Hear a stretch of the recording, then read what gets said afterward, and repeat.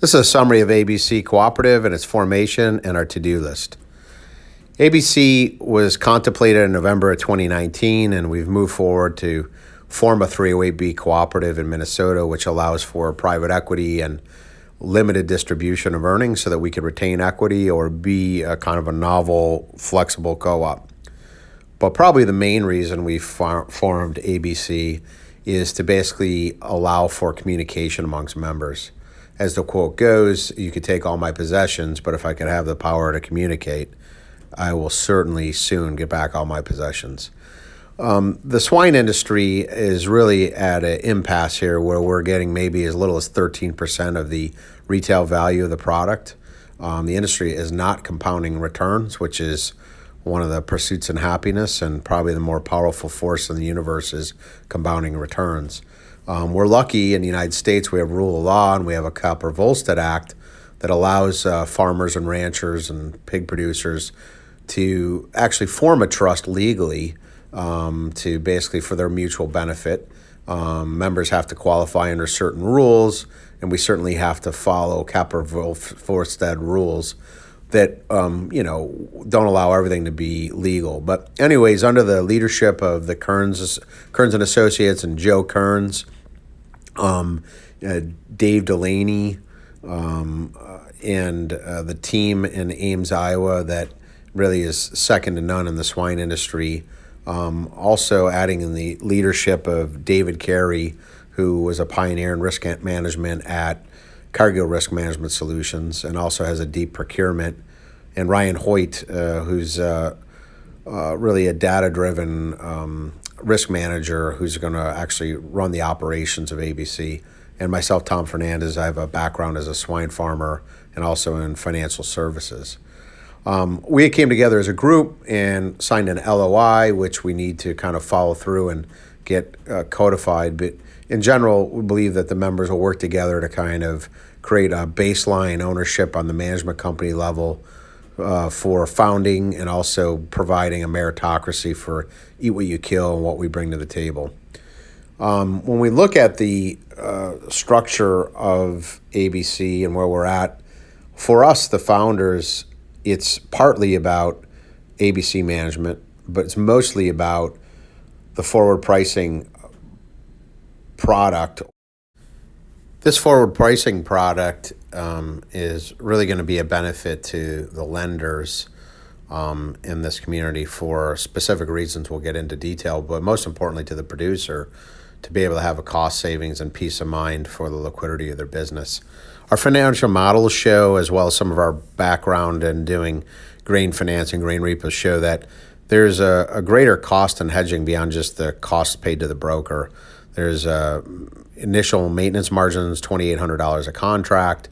So really right now our numbers show that really the real cost of hedging just even on the board is close to $100 a contract. And ABC probably be charging somewhere in the neighborhood of $300 a contract, but after retaining patronage and potentially reinvesting that over a series of years, the cost of investing in ABC could actually be a positive cost of hedging with retained earnings. So that just shows kind of the power of compounding.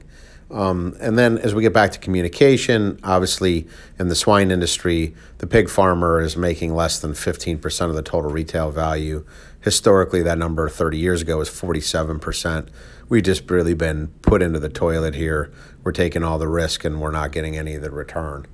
So basically, the cooperative starts with $500,000 and adds another $2 million of risk capital. Before you know it, we'll have $10 or $20 million of retained earnings to kind of help foster a bank line that could be into the hundreds of millions of dollars.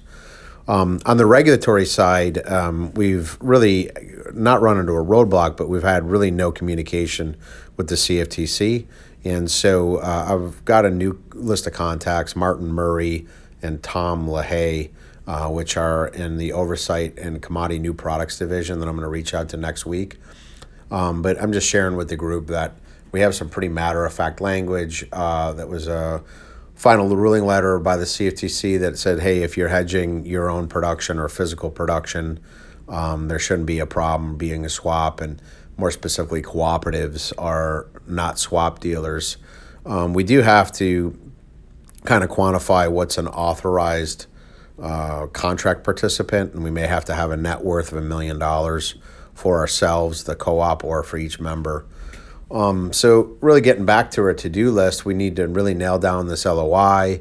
We need to basically, as a team, decide, are we ready to go regulatorily or not? I have a strong indication that we are ready to go. We send this out to the CFTC, and if they don't shut us down, we're good to go.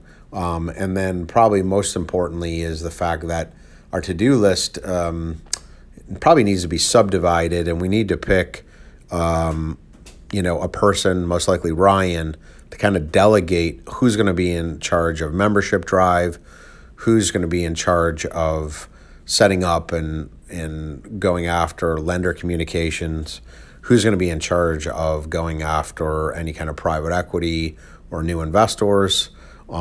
We need to probably set a weekly meeting to kind of have an agenda and go through it, and someone needs to be the moderator of that, most likely either Dave Carey or Ryan.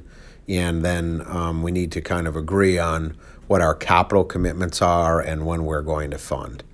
So I just wanted to put this video together to just kind of lay out a summary of where we are now and where we've come. We are formed. We have legal entities for both the management company and the co-op. We have not formally solicited board members, although we had an initial meeting 3 weeks ago, so we should probably take notes on that and understand, are they actually board members? Then we need to finish the LOI section of the management company agreement, which, right now it's just a third. The LOI kind of specifies some eat what you kill dilution. We need to kind of agree on that and move that forward.